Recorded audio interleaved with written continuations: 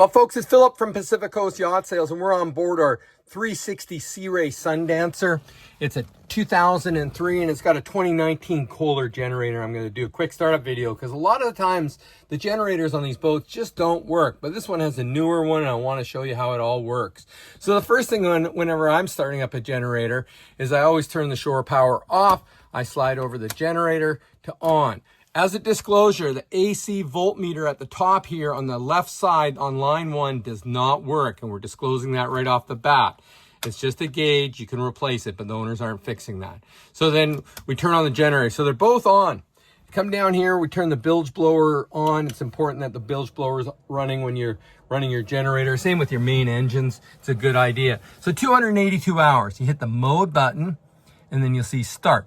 And then you hit the start button, you let go of it. It takes a few seconds for it to think about itself, and it fires up. There it goes. It's running nicely.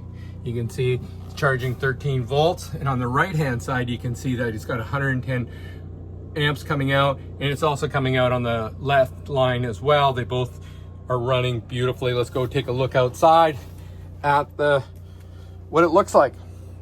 The boat has been very, very well maintained. Sorry for the